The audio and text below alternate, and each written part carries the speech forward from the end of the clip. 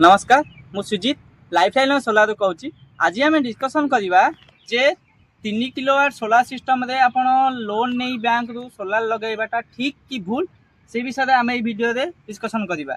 जदि आपण बैंक रु लोन आणुछंती सोलार सिस्टम पई तेबे आपण को बैंक 6 ରୁ 7% इंटरेस्ट लोन प्रोवाइड करदब।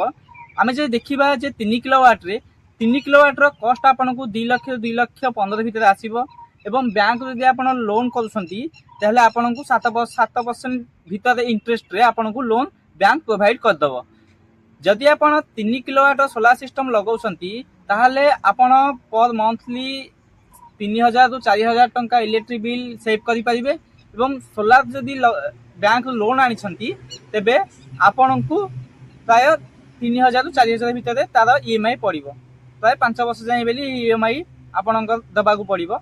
5 वर्ष पर आपण को 25 वर्ष वारंटी जेहेतु सोलार पैनल प्रोवाइड करछि तेणु यही 5 वर्ष गला पर नेक्स्ट 20 वर्ष आपण को फ्री ऑफ कॉस्ट रे सोलार एनर्जी यूज करिया सौभाग्य मध्य आपण पाइबे। जदि आपण इलेक्ट्रिक बिल 3,000 रु अधिक आछि तेबे बैंक रु ईएमआई रे लोन आनी सोलार सिस्टम लगेबा गोटे होछि बेस्ट इन्वेस्टमेंट। जदि आपण घरे सोलार सिस्टम लगेबा को चाहुचंती तेबे ए वीडियो रे कमेंट करंतु किंबा तले दिया नंबर रे आम सह जोगाजोग करी सोलार पैनल लाभ उठाନ୍ତୁ।